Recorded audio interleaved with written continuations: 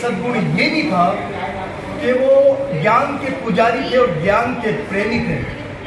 और कई जगहों पर उन्होंने कहा है कि मैं ज्ञान का पुजारी हूँ, ज्ञान का प्रेमी हूँ।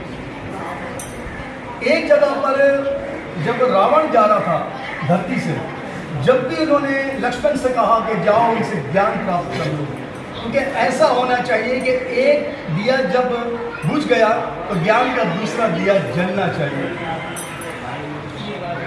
और समुद्र से जब रास्ता मांगा, जब भी उन्होंने शिव स्तुति की, शंभवाय च मयोभवाय च नमः शिवाय च शिवचराय च, हमेशा उन्होंने ज्ञान के मार्ग से और भक्ति के मार्ग को श्री राम ने पहले किया। और भगवान शंकर जो है वो भक्त है श्री राम के, और श्री राम भक्त हैं भगवान शंकर के। और ये दोनों का मिलाप हनुमान के रूप में हुआ है और राम के रूप में हुआ है, रामायण दृष्टांत है इसका। और शिवलिंग की एक खासियत ये भी है कि ये जो शेप आप देख रहे हैं ये एक्चुअली ब्रह्मांड का शेप है। इससे मुंसलिक बहुत सारी बातें गलत मिस परफेक्शन में भी चली गई है।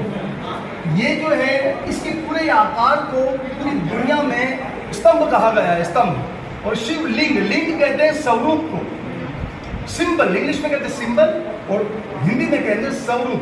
ये शिव का स्वरूप है, क्योंकि जब ब्रह्म और ये छोटा सा मान इनके लिए ये लोग आए तो इनमें मान दिया जा रहा है। मोहन भाई मनोज मामा ने छोटा सा मान जय श्री राम जय श्री राम।